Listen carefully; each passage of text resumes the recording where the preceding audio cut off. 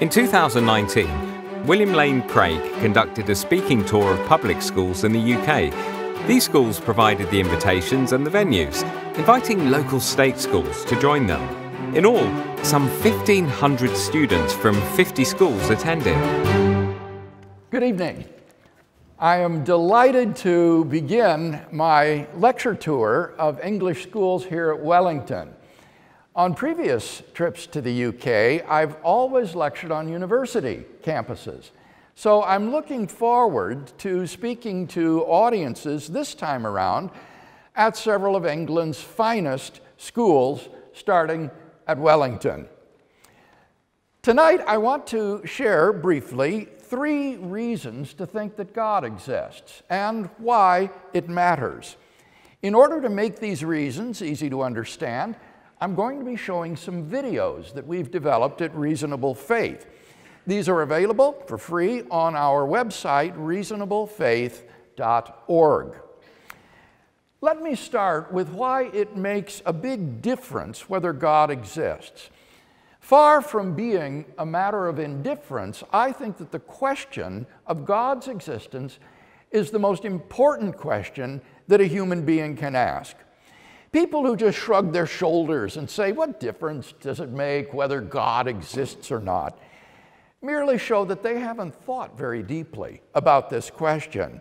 Even atheist philosophers like Friedrich Nietzsche, Bertrand Russell, and Jean-Paul Sartre, who have thought deeply about this question, recognize that the existence of God makes a tremendous difference for man.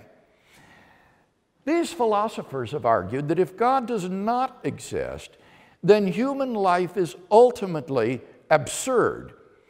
The absurdity of life involves 3 elements: meaning, value, and purpose.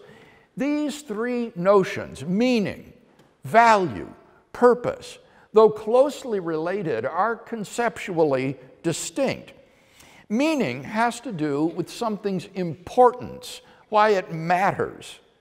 Value has to do with something's moral worth, good or evil, right or wrong. Purpose has to do with a goal, a reason for something. If there is no God, then according to these atheist thinkers, life is ultimately without meaning, value, or purpose. The first video helps to explain the human predicament in the absence of God. You know, nobody asked me if I wanted to exist. Yeah, one day, boom, there you are, and you think to yourself, why am I here? Well, what do you think? Is there a reason we're here? Do our lives have any real significance? Well, that depends. On what? On whether or not God exists. Wait, hold on. Are you saying that my life has no significance because I don't believe in God? No, not at all. I'm saying that if God doesn't exist, it doesn't matter what you believe. Our lives would have no objective meaning, value, or purpose. Many atheists themselves recognize this. If atheism is true, life is absurd. Okay, and why do they think that?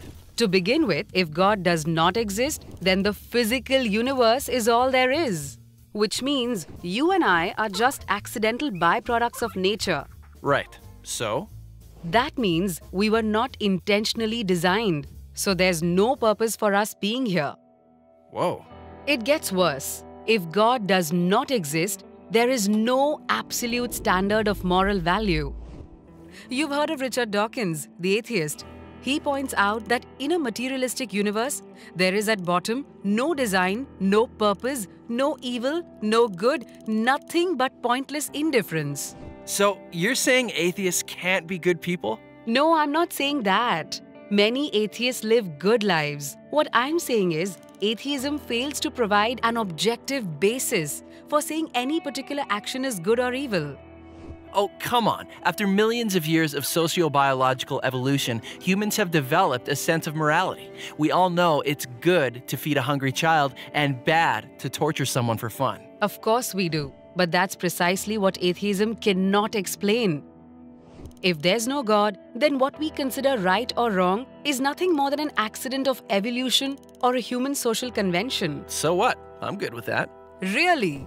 Evolution implies survival of the fittest, not morality. And social convention means that racism, intolerance, and cruelty are not really wrong. They just happen to be unpopular.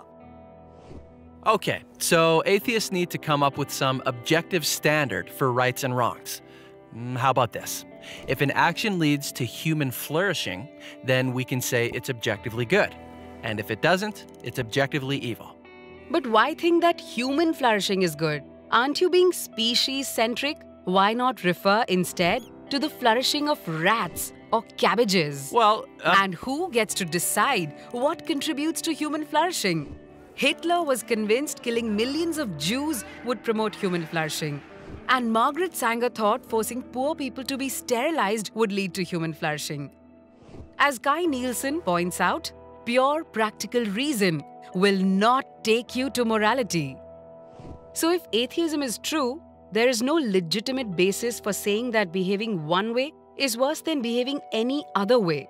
So it really doesn't matter how you live your life. Your day-to-day choices are meaningless. that's depressing. So if there's no God, what happens when you die? Well, nothing. You simply cease to exist. Right. So one person lives a kind, generous, thoughtful life. Another lives a horrible, violent, selfish life. It doesn't matter.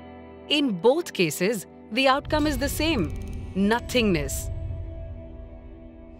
So how can their life choices have any objective meaning?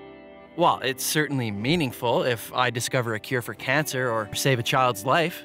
I agree completely. But atheism can't explain why. Scientists predict that eventually the whole universe and mankind with it will die out.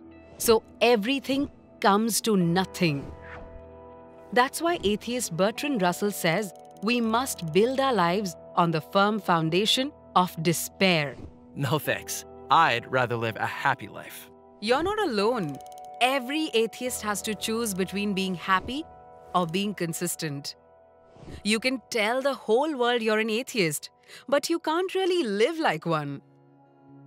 Okay, so you're a Christian. If your God did exist, how would that change anything?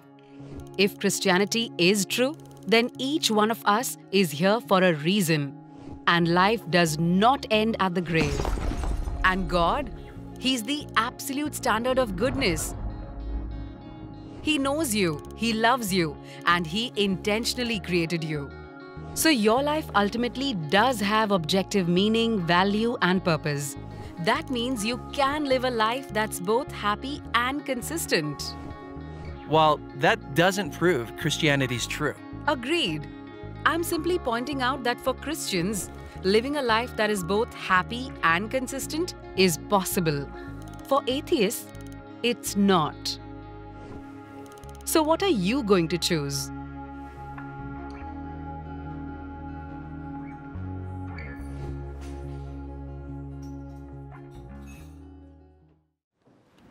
Given the absurdity of life and the unlivability of atheism, it's imperative, I think, that we retrace our steps and ask anew whether God exists.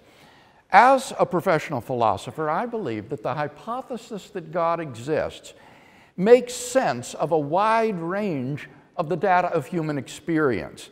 And this evening, I'd like to share with you 3 reasons why I think that God does indeed exist. Number 1, God makes sense of the origin of the universe. Have you ever asked yourself where the universe came from? Typically, atheists have said that the universe is just eternal, and that's all. But is that plausible? The next video explains how the scientific evidence for the origin of the universe points beyond the universe to its transcendent creator.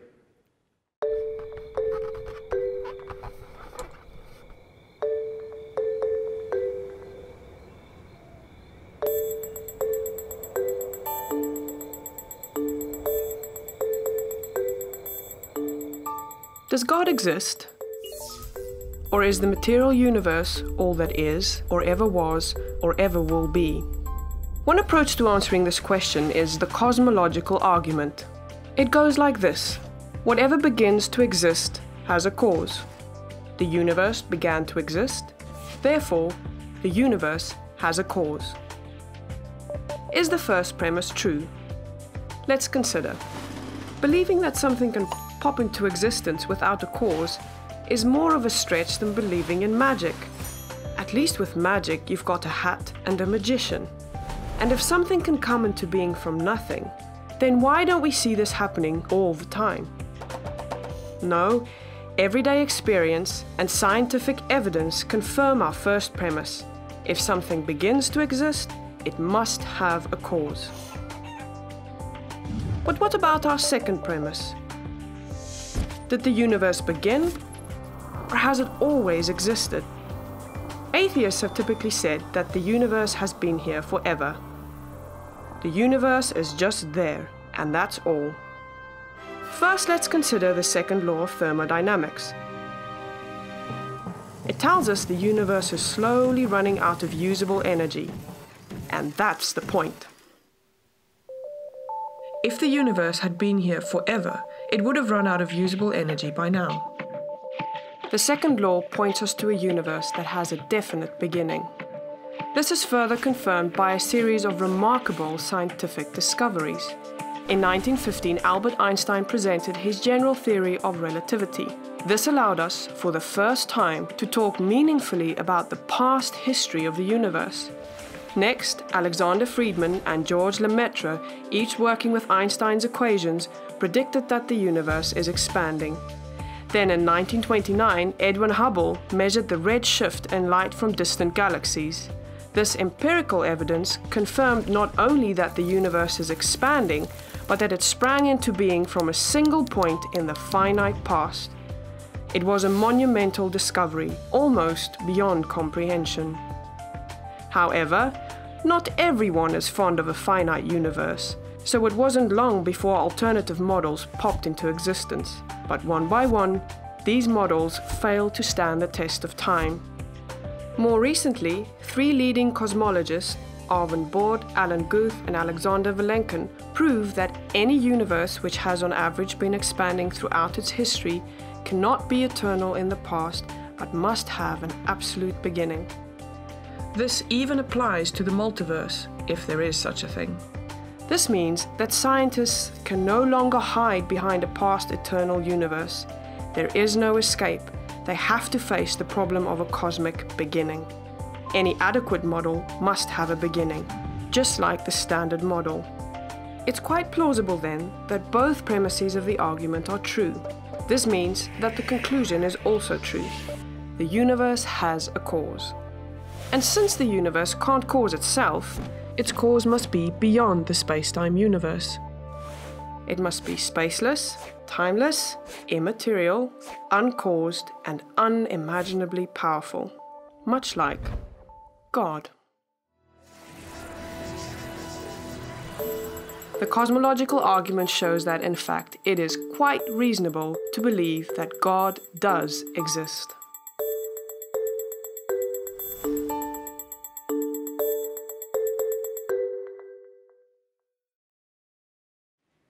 Here once more are the 3 simple steps of this argument. 1, whatever begins to exist has a cause. 2, the universe began to exist. 3, therefore, the universe has a cause. As explained in the video, the Borde-Guth-Vilenkin theorem proves that classical spacetime, under a single very general condition, cannot be extended to past infinity, but must reach a boundary at some time in the finite past. Now, either there was something on the other side of that boundary or not. If not, then that boundary just is the beginning of the universe. If there was something on the other side, then it will be a region described by the yet-to-be-discovered theory of quantum gravity. In that case, Vilenkin says, that region will be the beginning of the universe. Either way, the universe began to exist. Since something cannot come into being from nothing, the absolute beginning of the universe implies the existence of a beginningless, uncaused, timeless, spaceless, changeless, immaterial, enormously powerful creator of the universe. Number two, God makes sense of the fine-tuning of the universe for intelligent life. In recent decades, scientists have been stunned by the discovery that the existence of intelligent life like ours depends upon a complex and delicate balance of initial conditions simply given in the Big Bang itself. The following video explains how this remarkable fine-tuning points to a personal designer of the universe.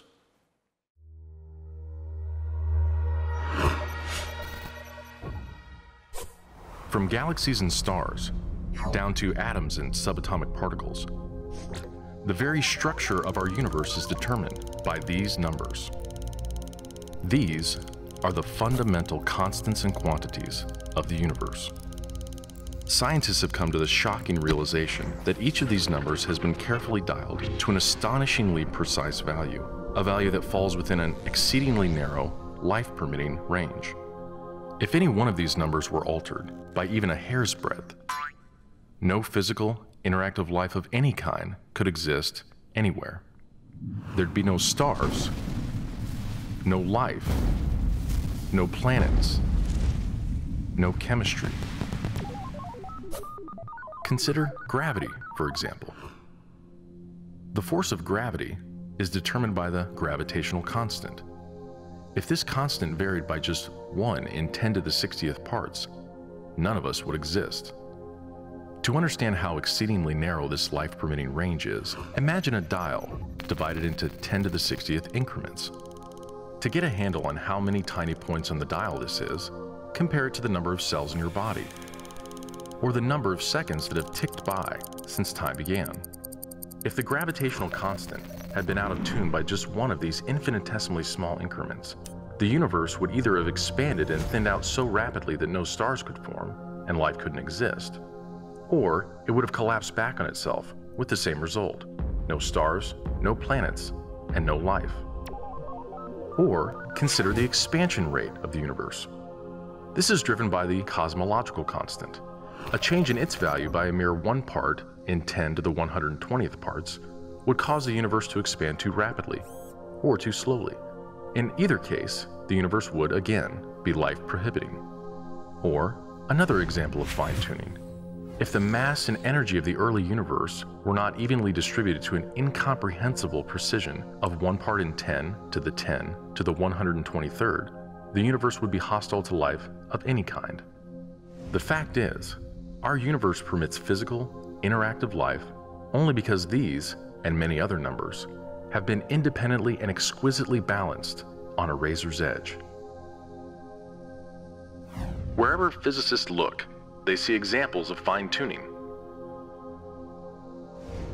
The remarkable fact is that the values of these numbers seem to have been very finely adjusted to make possible the development of life. If anyone claims not to be surprised by the special features that the universe has, he's hiding his head in the sand. These special features are surprising and unlikely.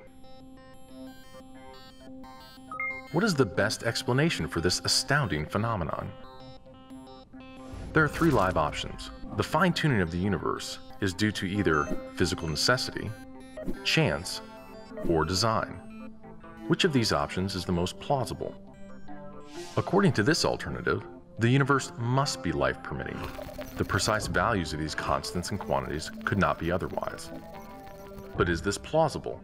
Is a life-prohibiting universe impossible? Far from it.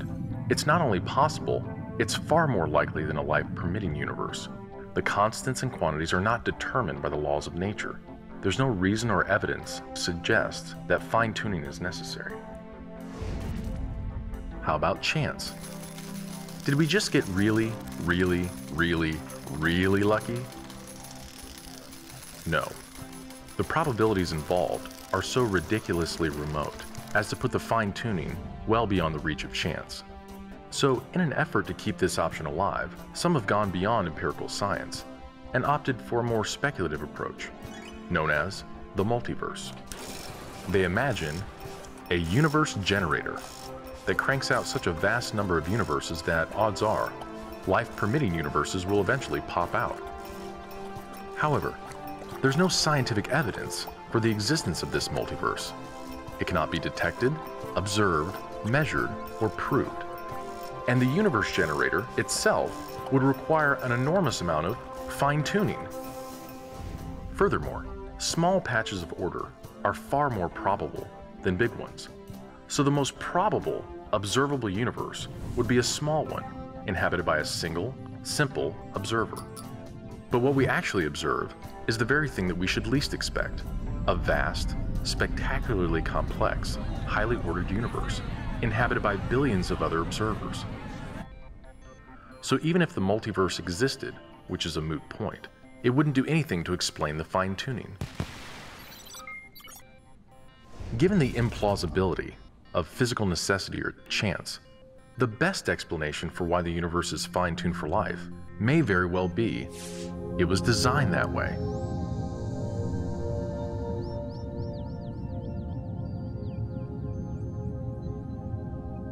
A common-sense interpretation of the facts suggests that a super-intellect monkeyed with physics, and that there are no blind forces worth speaking about in nature.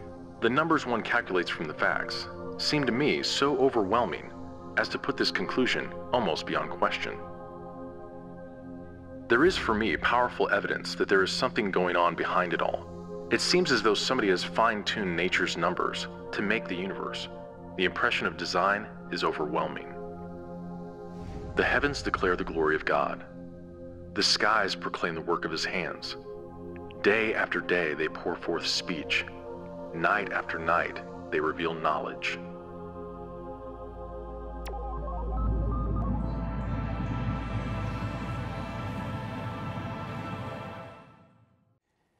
The examples of fine-tuning mentioned in the video are all up-to-date, accurate, and well-established. The question we face then is, what is the best explanation for the cosmic fine-tuning? There are three live options in the contemporary literature on fine-tuning: physical necessity, chance, or design. So our argument can be formulated in three simple steps. 1. The fine-tuning of the universe is due to either physical necessity, chance, or design. 2. It is not due to physical necessity or chance. 3. Therefore, it is due to design. As the video explains, the only serious alternative to design is the multiverse chance hypothesis. There are multiple problems with this hypothesis, but let me highlight just one of the most important. If our universe were just a random member of a multiverse, then we ought to be observing a much different universe than we do. Roger Penrose of Oxford University has pressed this objection forcefully.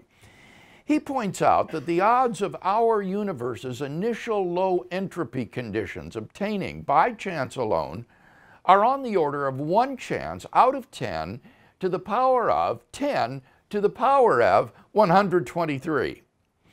By contrast, the odds of our solar system suddenly forming by the random collision of particles is 1 chance out of 10 to the power of 10 to the power of 60. This number, says Penrose, is utter chicken feed in comparison with 10 to the 10 to the 123rd. What that means is that it is far more likely that we should be observing a patch of order no larger than our solar system, since a universe like that is so unfathomably more probable than a finely tuned universe like ours. In fact, the most probable observable universe is one which consists of a single brain which pops into existence via a random fluctuation with illusory perceptions of the external world. So, if you accept the multiverse explanation of fine-tuning, you're obliged to believe that you are all that exists, and that your body, this auditorium, the earth, everything you perceive in the world is just an illusion of your brain. No sane person believes such a thing. On atheism, therefore, it is highly improbable that there exists a randomly ordered multiverse. With the failure of the multiverse hypothesis, the alternative of chance collapses. Neither physical necessity nor chance provides a good explanation of the fine-tuning of the universe. It follows logically that the best explanation is design.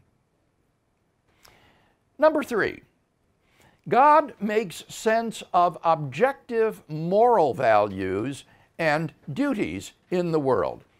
The following video makes this argument very clear.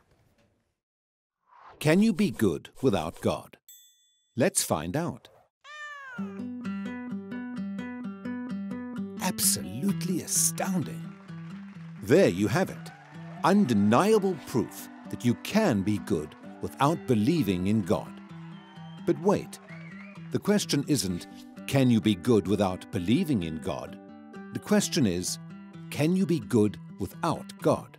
See, here's the problem. If there is no God, what basis remains for objective good or bad, right or wrong? If God does not exist, objective moral values do not exist. And here's why. Without some objective reference point, we have no way of saying that something is really up or down. God's nature provides an objective reference point for moral values. It's the standard against which all actions and decisions are measured. But if there's no God, there's no objective reference point. All we're left with is one person's viewpoint, which is no more valid than anyone else's viewpoint.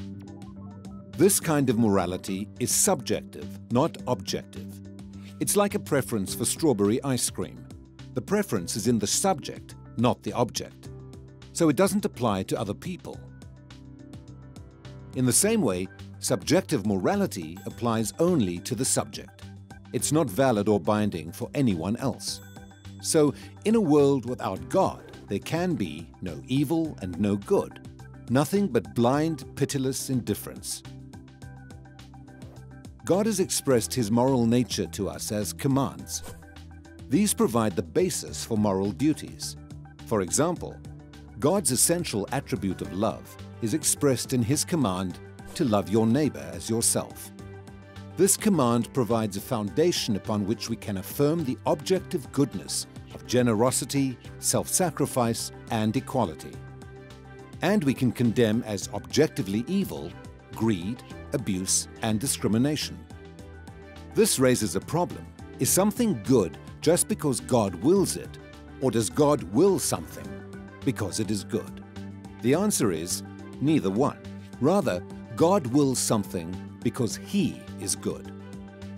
God is the standard of moral values, just as a live musical performance is the standard for a high-fidelity recording.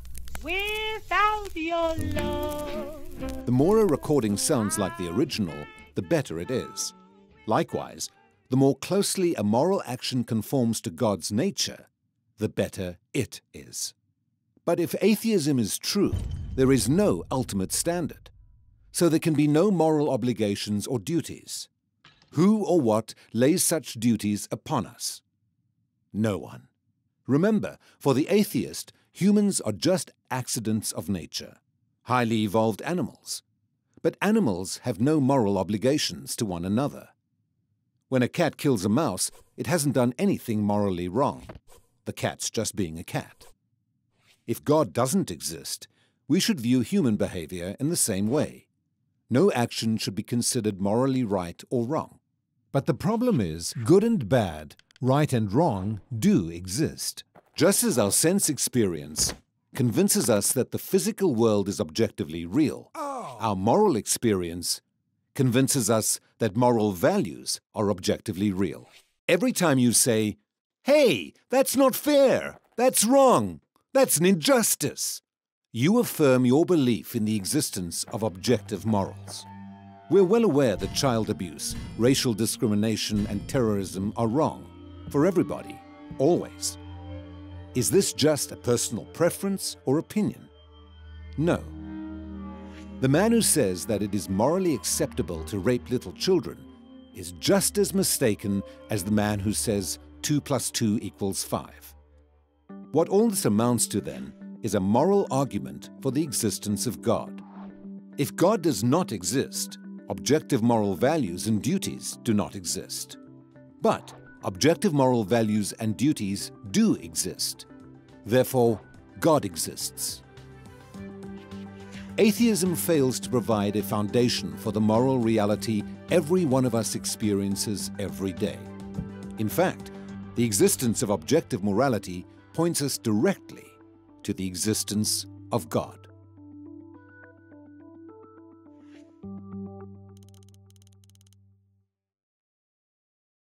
Again, this argument can be very simply formulated.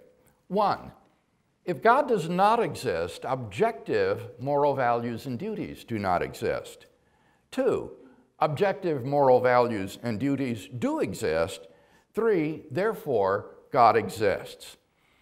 Perhaps the most important thing to keep in mind about the moral argument is not to confuse moral ontology with moral epistemology.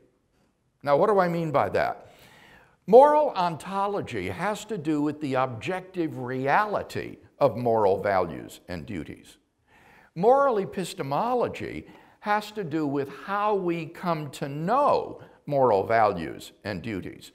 The moral argument has nothing to say about moral epistemology. It makes no claim about how we come to know objective moral values and duties. The argument is wholly about moral ontology, the grounding of objective moral values and duties in reality. So, epistemological objections about how we come by our moral beliefs are irrelevant to the argument. From the two premises, it follows logically that God exists. The moral argument complements the cosmological and design arguments by telling us something about the moral nature of the creator and designer of the universe. It gives us a personal, necessarily existent being who is not only perfectly good, but whose very nature is the standard of goodness and whose commands constitute our moral duties. The arguments presented thus far give us a perfectly good personal creator and designer of the universe. That already narrows down the field of the world religions to the great monotheistic faiths, such as Judaism, Christianity, Islam, and deism. Can we determine more specifically which, if any, of these monotheistic claims is most plausibly a revelation of the one true God? Well, that leads to my fourth point. Number 4, God makes sense of the historical facts concerning Jesus of Nazareth. The historical person, Jesus of Nazareth, was a remarkable individual. New Testament critics have reached something of a consensus that the historical Jesus came on the scene with an unprecedented sense of divine authority, the authority to stand and speak in God's place. That's why the Jewish leadership instigated his crucifixion on the charge of blasphemy. He claimed to be the long-awaited Jewish Messiah, the unique Son of God, and the divine human Son of Man prophesied by the prophet Daniel. He claimed that in himself the kingdom of God had come, and as visible demonstrations of this fact, he carried out a ministry of miracle working and exorcisms. But the supreme confirmation of his claim was his resurrection from the dead. If Jesus really did rise from the dead, then it would seem that we have a divine miracle on our hands, and thus evidence for God's decisive self-revelation in Jesus. Now, most people probably think that the resurrection of Jesus is something you just believe in by faith or not. But there are actually 3 established facts recognized by the majority of New Testament historians today, which I believe are best explained by the resurrection of Jesus. Namely, his empty tomb, his post-mortem appearances, and the very origin of the disciples' belief in his resurrection. The following video summarizes some of the evidence in support of these 3 facts. Why was Jesus of Nazareth crucified? Because he made outrageous claims about himself.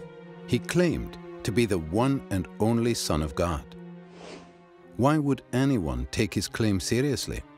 Well, that all depends. If Jesus actually rose from the dead, then his claim to be God's unique Son carries considerable weight.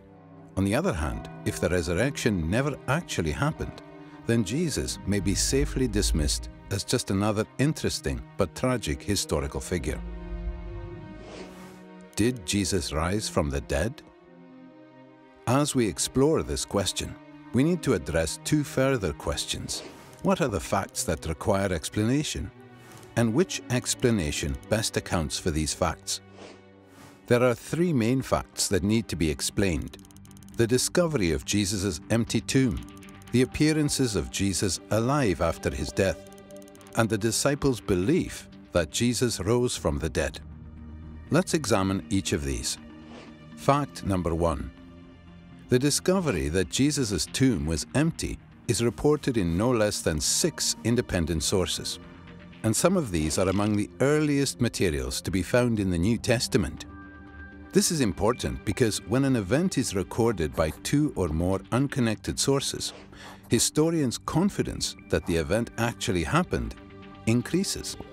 And the earlier these sources are dated, the higher their confidence.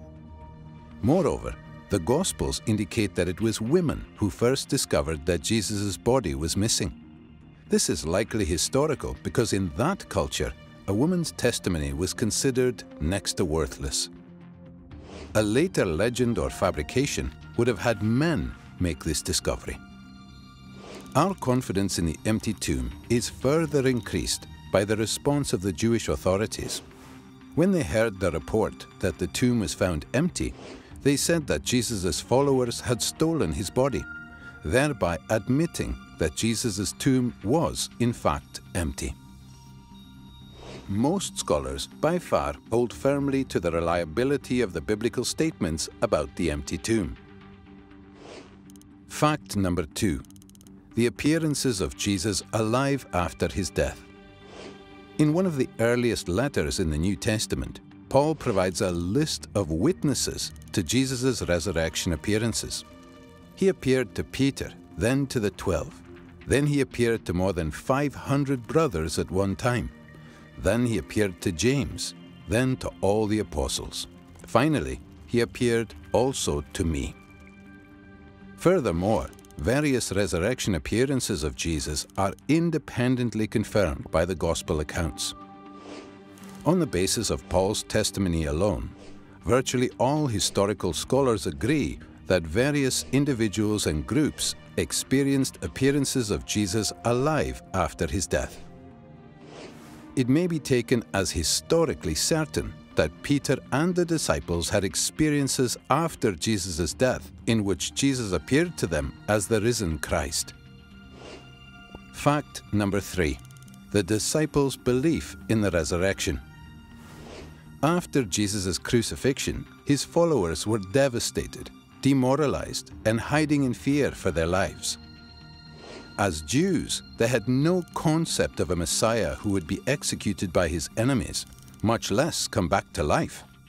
The only resurrection Jews believed in was a universal event on Judgment Day after the end of the world. not an individual event within history. Moreover, in Jewish law, Jesus' crucifixion as a criminal meant that he was literally under God's curse. Yet somehow, despite all of this, the disciples suddenly and sincerely came to believe that God had raised Jesus from the dead.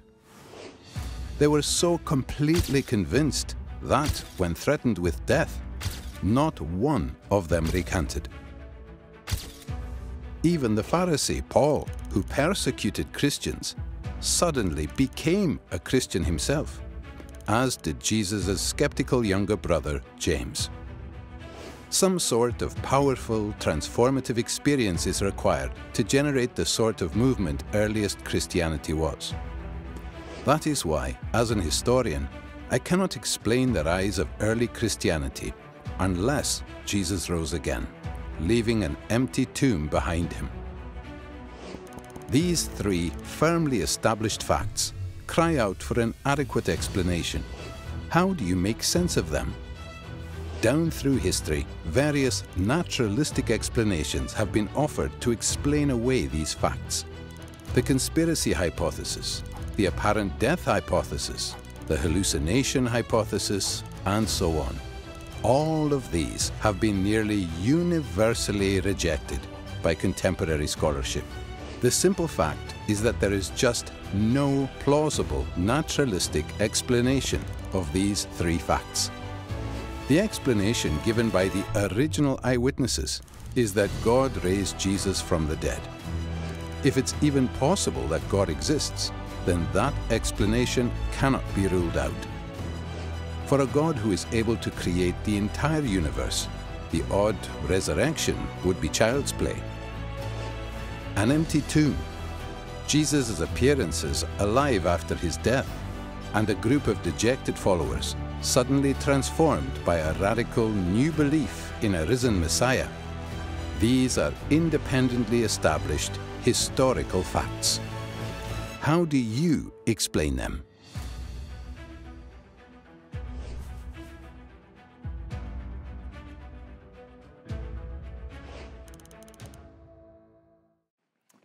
To review, the three facts which require explanation are these.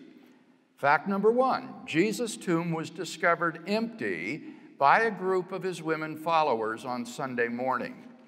To be clear, the multiple independent sources referred to in the video are not the books of the New Testament, but rather they are the sources on which the New Testament authors relied in writing their books, such as the pre-Pauline formula quoted in 1 Corinthians 15, 3-5, the pre-Markan Passion story, Matthew's non-Markan source, and Luke's non-Markan source material.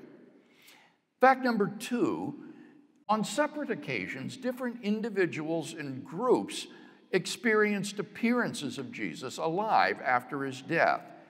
These appearances were witnessed not only by believers, but also by unbelievers, skeptics, and even enemies. And fact number three, the original disciples suddenly and sincerely came to believe that God had raised Jesus from the dead, despite having every predisposition to the contrary. Just think of the situation facing the first disciples following Jesus' crucifixion. Number one, their leader was dead. And Jewish messianic expectations included no idea of a Messiah who, instead of triumphing over Israel's enemies, would be shamefully executed by them as a criminal. Second, Jewish beliefs about the afterlife precluded anyone's rising from the dead to glory and immortality before the general resurrection of the dead at the end of the world.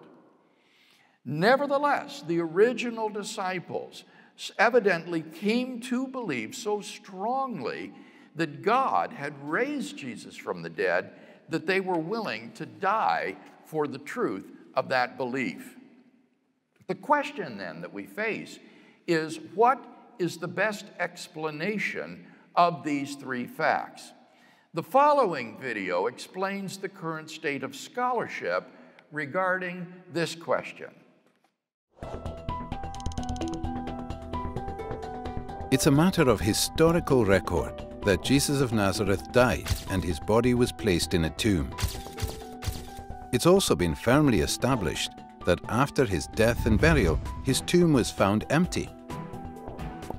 Various individuals and groups saw appearances of Jesus alive, and his disciples somehow became absolutely convinced that Jesus had risen from the dead. These are the historical facts. How do you explain them?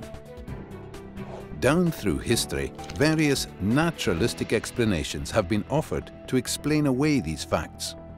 Let's examine the four most popular ones. First, the conspiracy theory. According to this view, the disciples faked the resurrection. They stole Jesus' body from the tomb and then lied about seeing Jesus alive, thereby perpetrating the greatest hoax of all time. However, this theory faces overwhelming objections. It's hopelessly anachronistic. It looks at the disciples' situation through the rear-view mirror of Christian history, instead of from the standpoint of a first-century Jew. Jews had no concept of a Messiah who would be defeated and executed by Israel's enemies, much less rise from the dead. In Jewish thinking, the resurrection of the dead was a general event that takes place only after the end of the world and has no connection at all with the Messiah. The conspiracy theory also fails to address the disciples' obvious sincerity. People don't willingly die for something they know is not true. An honest reading of the New Testament makes it clear. These people sincerely believed the message they proclaimed and were willing to die for. For these and other reasons, no scholar defends the conspiracy theory today. A second attempt to explain the facts is the apparent death theory. Jesus didn't really die. He revived in the tomb, somehow escaped, and managed to convince his disciples he was risen from the dead. This theory also faces insurmountable obstacles. First, it's medically impossible. The Roman executioners were professionals. They knew what they were doing and made sure their victims were dead before taken down. Moreover, Jesus was tortured so extensively that even if he was taken down alive, he would have died in the sealed tomb. Second, this theory is wildly implausible. Seeing a half-dead man who crawled out of the tomb, desperately in need of bandaging and medical attention, would hardly have convinced the disciples that he was gloriously risen from the dead. As a result, no New Testament historians defend this theory today. A third explanation is the displaced body theory. Perhaps Joseph of Arimathea placed Jesus' body in his tomb temporarily because it was convenient. But later, he moved the corpse to a criminal's common graveyard. So, when the disciples visited the first tomb and found it empty, they concluded that Jesus must have risen from the dead. Once again, this theory cannot make sense of the facts. Jewish laws prohibited moving a corpse after it was interred, except to the family tomb. What's more, the criminal's graveyard was located close to the place of execution, so that burial there would not have been a problem. Also, once the disciples began to proclaim Jesus' resurrection, Joseph would have corrected their mistake. So, once again, no current scholars endorse this theory. Finally, the hallucination theory. The disciples didn't really see Jesus, but just imagined that he appeared before them. They were all hallucinating. This theory also faces considerable problems. First, Jesus appeared not just one time, but many times. Not just in one place, but in different places. Not just to one person, but to different persons. Not just to individuals, but to groups of people. And not just to believers, but to unbelievers as well. There is nothing in the psychological casebooks on hallucinations comparable to these resurrection appearances. Second, hallucinations of Jesus would have led the disciples to believe at most that Jesus had been transported to heaven, not risen from the dead, in contradiction to their Jewish beliefs. Moreover, in the ancient world, visions of the deceased were not evidence that the person was alive, but evidence that he was dead and had moved on to the afterworld. Finally, this theory doesn't even attempt to explain the empty tomb.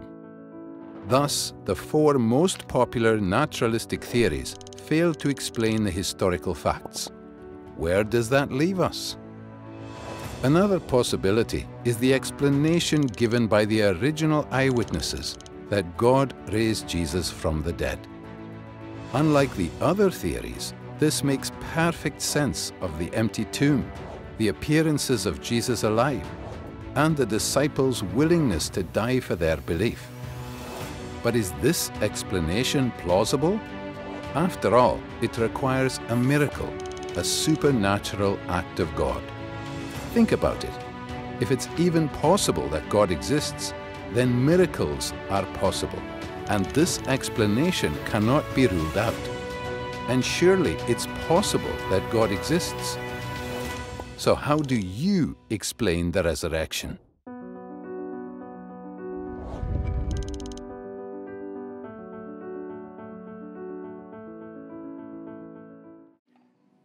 Naturalistic attempts to explain the empty tomb, the post-mortem appearances, and the origin of the disciples' belief in Jesus' resurrection have been almost universally rejected by contemporary scholarship. The simple fact is that there just is no plausible, naturalistic explanation of these three facts. And therefore, it seems to me, the Christian is amply justified in believing that Jesus rose from the dead and therefore was who he claimed to be. But that entails that Christian theism is true. We can summarize this argument as follows. Number one, there are three established facts concerning the fate of Jesus of Nazareth: the discovery of the empty tomb, his post-mortem appearances, and the origin of the disciples' belief in his resurrection. Two, the hypothesis God raised Jesus from the dead is the best explanation of these facts. Three, the hypothesis God raised Jesus from the dead entails that the God revealed by Jesus of Nazareth exists. Number four, therefore, the God revealed by Jesus of Nazareth exists. The significance of the resurrection of Jesus lies in the fact that it is not just anybody or somebody who has been raised from the dead, but Jesus of Nazareth, whose crucifixion was instigated by the Jewish leadership because of his allegedly blasphemous claims to divine authority. If this man has been raised from the dead, then the God whom he had allegedly blasphemed has publicly and dramatically vindicated his claims. The resurrection of Jesus is God's imprimatur, indicating that Jesus was who he claimed to be. But that means that Jesus holds the key to eternal life. Jesus said, "I am the resurrection and the life. He who believes in me, though he die, yet shall he live." And what is the eternal life that Jesus gives? Jesus said, "And this is life eternal, that they might know you, the only true God, and Jesus Christ, whom you have sent." If you want to discover the eternal life and the relationship with God that you were created to have, then you need to place your trust in Jesus as your Savior and Lord. Trusting in Jesus as your Savior involves trusting him to forgive and cleanse you of all of the moral failures that stain your life and separate you from God. Trusting in him as Lord means trusting him to make you into a new person, filling your life with His presence and changing you from the inside out. Trusting in Jesus is not a blind step or leap in the dark, but rather, as we have seen, a rational commitment that is fully in line with the evidence.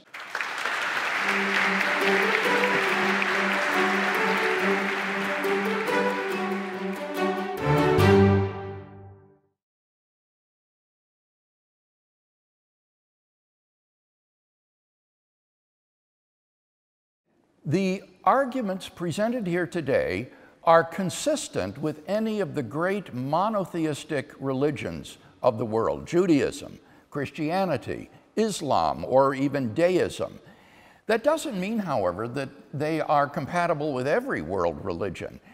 These arguments exclude such religions as polytheism, atheism, any form of pantheism such as Hinduism or Buddhism or Taoism, because those religions are incompatible with the existence of a personal, transcendent creator and designer of the universe who is the locus of absolute moral goodness.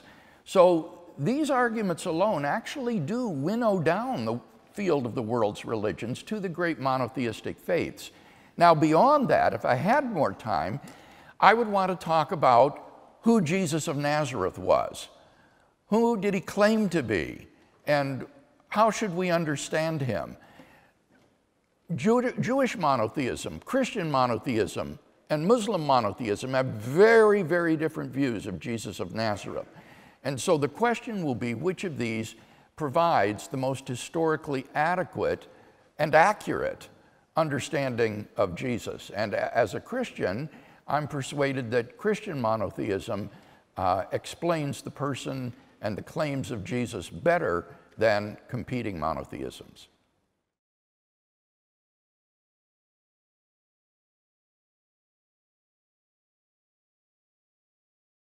You've been reading garbage on the internet. I've heard these objections, and honestly,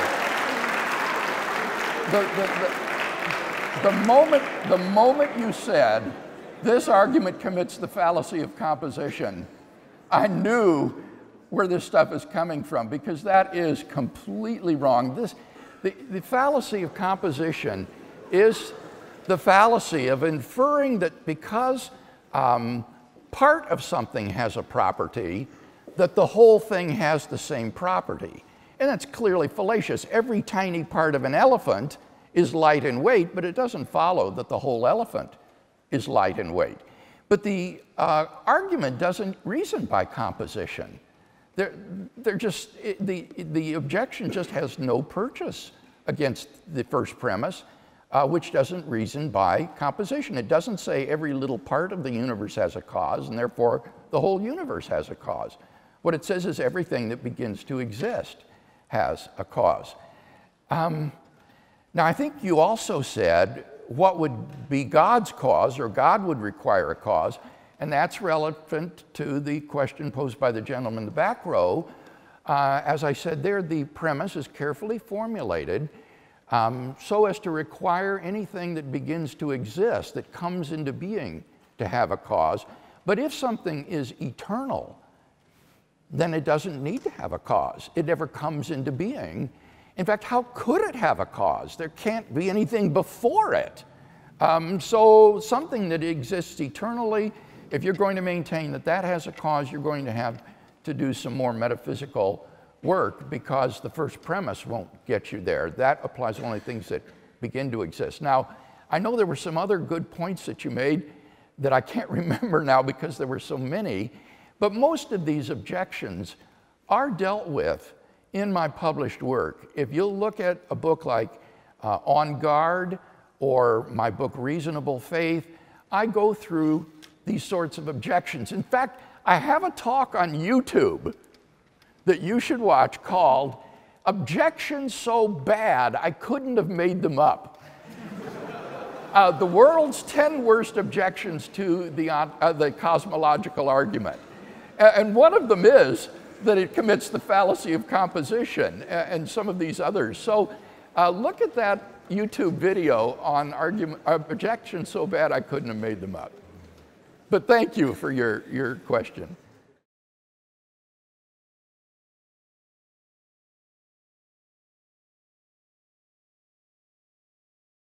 All right, this is very, very interesting, and I'm going to give you a backstory on this that is fascinating. I had a debate a couple years ago with a naturalist cosmologist named Sean Carroll, in which I explained the Born-Guth-Vilenkin theorem and how it points to a beginning of the universe. And Carroll put up a slide of Alan Guth holding a little sign saying the universe is probably past eternal. Very good rhetorical debating point. And I thought, what is going on here? How can one proponent of the Born-Guth-Vilenkin theorem, Alexander Vilenkin, say that it proves that the universe is finite in the past, and another of its formulators says the universe is probably past eternal? It didn't make sense. Well, the revelation to what was going on here came through a debate I had with the British philosopher Daniel Came about a year ago at Trinity College in Dublin. Daniel Came, who is a friend of mine, in preparation for the debate, corresponded with Guth and Vilenkin about this and asked them, why did you say this, Guth, that your theorem doesn't imply the beginning of the universe, as Vilenkin does? And Vilenkin wrote a very strong letter chastising Alan Guth for ignoring the implications of the Born-Guth-Vilenkin theorem. And the reason that Guth postulated for denying that implication of the theorem was his appeal to the Carroll-Chen model of the universe, the very model which I had criticized in my debate with Sean Carroll. This is a model of the universe that avoids the beginning of the universe by saying that at some point in the past, the arrow of time flips over and runs in the opposite direction, so that there's a sort of mirror universe on the other side at some point in the past. Well, now, there are two obvious problems with this model. First, it's physically impossible. It makes no sense to say that time runs in a backward direction, that the arrow of time flips over. But if it does, if you say, all right, this is what the model postulates, then what that means is that that mirror universe is in no sense in our past. It isn't earlier than our universe. Quite the contrary, what you have is two universes with a common beginning point, running in opposite directions. Do you see the point? It's really a kind of forked universe or multiverse scenario, and therefore, far from avoiding the beginning of the universe, it actually implies the beginning of the universe, because both of the arrows of time spring from an original beginning point. And so that for me was hugely significant when I saw this correspondence that Came shared with me from Guth and Vilenkin.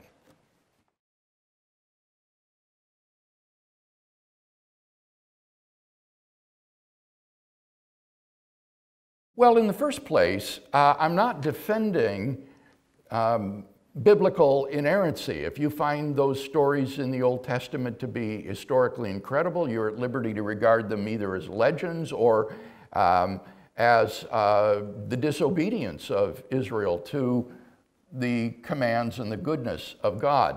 The stories are simply irrelevant to the moral argument. Just think about it. Which premise of the moral argument would these stories call into question? Does it call into question the first premise, that if God does not exist, objective moral values and duties do not exist? No, it does nothing to call into question that premise. What about the second premise, that objective moral values and duties do exist? Well, it doesn't call that into question either. In fact, it presupposes the truth of that by saying that God here has commanded Israel to do something that is immoral, that is objectively wrong. So it actually presupposes that premise. So when you think about it, This objection based on these Old Testament stories just is irrelevant to the moral argument. So what is it relevant to? What does this objection prove? Well, I think at most it would disprove a doctrine of biblical inerrancy, that the Bible is entirely accurate in recording God's commands to kill the Canaanite tribes. And that's an in-house issue among Christians. That's not an issue that separates theists and atheists. That's a debate among people who are already biblical believers, the degree to which they think that biblical inerrancy is true. And I think that's important to understand, because you can then see that the objection really doesn't have the teeth that one might think at first that it does have. But how might one address the objection itself? On our website, in Question of the Week number 16, I address this question. It is a mischaracterization of God's command to call this genocide. It is not a command to commit genocide. The command by God is to drive the Canaanite tribes out of the land of Canaan and to deliver the land to Israel. The Canaanite tribes were under the judgment of God for their incredible evil. God had allowed Israel to languish for 400 years in Egypt before giving the land of Canaan to them. And why? Well, God says to Abraham, the iniquity of the Amorites is not yet complete. They were not fully ripe for judgment.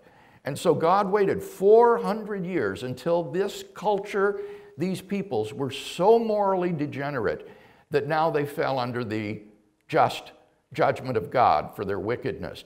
Just as hundreds of years later, God would use the armies of Babylon to judge Israel itself, his own people, when it fell into wickedness. So God was destroying these Canaanite states as nations. It wasn't a command to hunt down all of these Canaanites and kill them. No such command was ever carried out. Rather, they were being destroyed as national or political entities. They were being divested of the land and driven out. Had none of them chosen to fight, had they simply retreated in the advance of the Israeli armies, no one needed to be killed. The judgment was to divest them of the land, and it is the land that is so important, all important to these Middle Eastern peoples. It is the land that is the blessing of God. And now the land of Canaan was being given to Israel, and these Canaanite tribes were being divested of it. And so I think that God's judgment upon these Canaanite nations was entirely just. And I've argued that in doing this, he wronged no one. He did not wrong the Canaanites. He did not wrong the Israelites.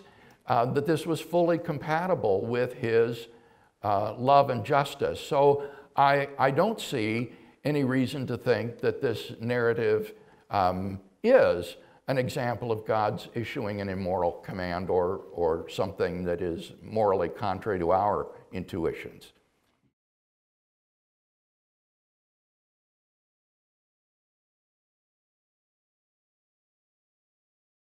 If you ask moral realists, people who believe in objective moral values, why they do so, they will typically say it is on the basis of our moral experience. I remember in my debate with Stephen Law, an atheist, in Central Hall, Westminster, that Law said, I seem to experience objective moral values and duties. I see no reason to deny their reality, and therefore I believe in them.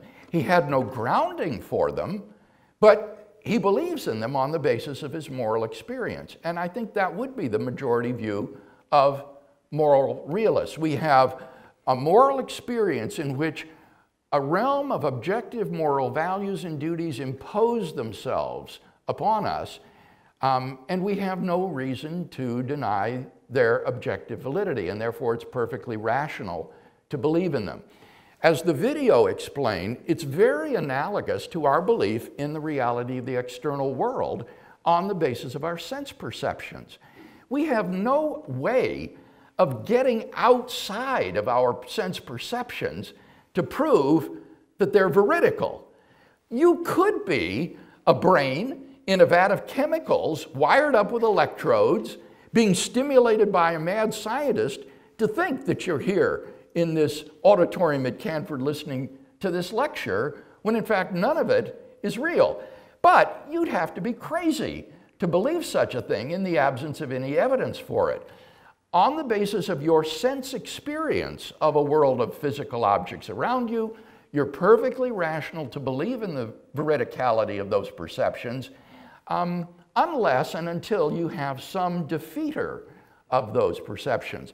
And in exactly the same way, we have, I think, moral perceptions of objective moral values and duties, and in the absence of a defeater of those, we're perfectly rational to believe that they exist. And so I would invite you to reflect on your own moral experience. Do you really think that raping a little child is a morally indifferent act?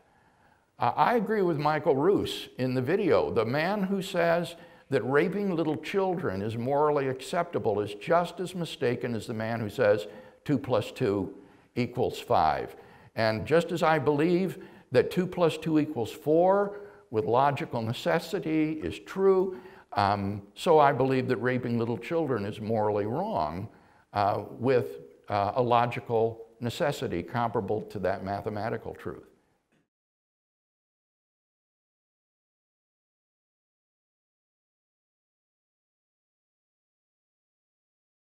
This, again, I think, is an epistemological objection, not an ontological objection. To claim that there are objective moral values and duties is not to say that these are easy to discern or that they are universally held. Objective doesn't mean universal. Objective means valid and binding, independent of human opinion. But clearly, there are going to be vast areas of gray where our moral duties are not clear to us. And this requires rational reflection in order to discern our moral duty. And people can and do disagree on these issues, as you mentioned. But that doesn't mean they're not objective. And I think in many cases, there are instances of black and white where, as in the case of raping little children, it is clearly morally evil and wrong to do such a thing. And when you look at these fundamental sorts of moral principles, I think you'll find a great deal of cross-cultural agreement. These cross-cultural values may often come to expression in different ways in different cultures, but you will find that there is across humanity a broad system of common and shared values. So although epistemologically speaking, there are areas of gray, although there are people who are simply wicked and hold immoral beliefs, although moral development and change is possible, none of this goes to undermine the fact that there are objective moral values and duties that do exist.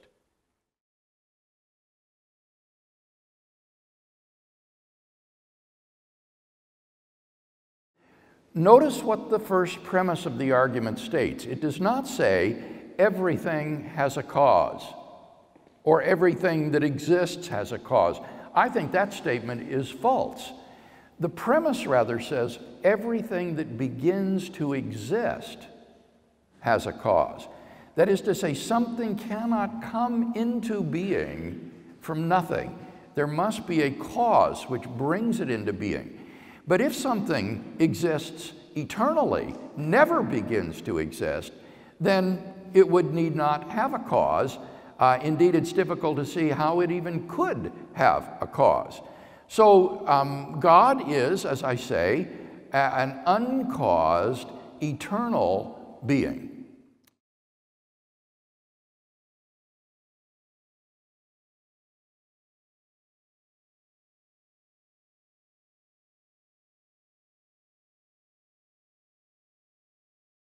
I do not think you can on utilitarianism or on the virtue ethics, because both of these begin with the assumption that human beings have intrinsic moral value, and that's begging the question. Given atheism, I'm inclined to agree with thinkers like Friedrich Nietzsche, Bertrand Russell, Jean-Paul Sartre, that see no reason to think that on an atheistic naturalistic view, human beings would have intrinsic moral worth. So these sorts of ethics begin with the assumption that human beings have intrinsic moral value objectively, and that's what's called into question and needs explanation. Now, Platonism is different. Platonism would posit a realm of abstract moral values that exist objectively. Justice exists. Love exists as abstract ideas. And these would provide the basis for objective moral values. Well, I have three difficulties with this Platonic point of view. First, I find it unintelligible. I don't even understand what it means to say justice exists. I understand what it is for a person to be just or some action to be just. But in the absence of any people, I draw a complete blank when I'm told that justice just exists. Platonism seems to posit these abstractions that are just floating in the air in an unintelligible way. Secondly, I don't see any basis in Platonism for moral duties. Even if you have these objective values, what makes me obligated to align my life with these objectively existing abstract objects? Who or what lays such obligations upon me? Indeed, on Platonism, there are presumably also abstract moral vices like lethargy, greed, hatred, and so forth. So what obligates me to align my life with one set of these abstract moral values than with these other abstract moral entities? I can't see any basis for moral duty on Platonism. And finally, number three, Platonism posits a coincidence that is utterly improbable, namely that out of the blind evolutionary process, just that sort of being would evolve which corresponds to the causally unconnected abstract realm of moral objects. It is far more plausible to think that both the abstract moral realm and the natural physical realm are under the rulership of a giver of both the moral law and the natural laws of the physical universe. And therefore, theism is a superior worldview because it provides a unified explanation of reality, whereas Platonism is saddled with this incredible coincidence.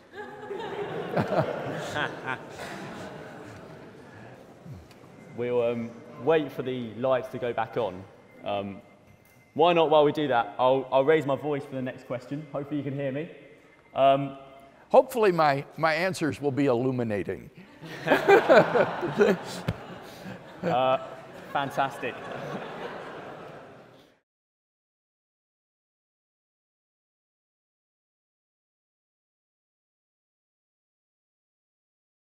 That it is eternal and everlasting, whereas human beings on an atheistic view are going to peter out someday and die in the heat death of the universe. Scientists tell us that as the universe expands, its energy is used up and it grows colder and colder. Eventually, all the stars will burn out, and then they will collapse into dead stars and black holes. The universe will continue to expand into infinite darkness. There will be no light, there will be no heat, there will be no life. Just a thin gas of elementary particles expanding into the endless recesses of space, a universe in ruins. And so in light of that, all human endeavor and loves and purposes are ultimately futile. No matter how you live, no matter what you do, it all comes to nothing in the end. By contrast, if God exists, life does not end at the grave, and we have the opportunity of knowing the source of absolute moral goodness, God Himself. And our family relationships and our loves and our friendships, therefore have an eternal and undying significance.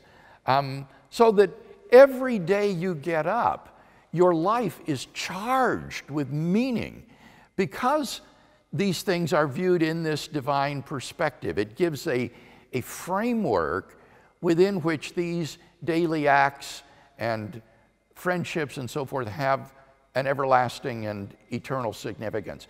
So, if I might say, when I became a Christian, the greatest difference in my life that it made was not the love or the joy or the peace of mind that it brought, as wonderful as those things were. The biggest change for me was meaning. It meant that now my life was of eternal significance, and that every day I got up, the things that I was going to do that day were meaningful and had an everlasting significance. And that just filled my life with meaning, in contrast to my pre-Christian days.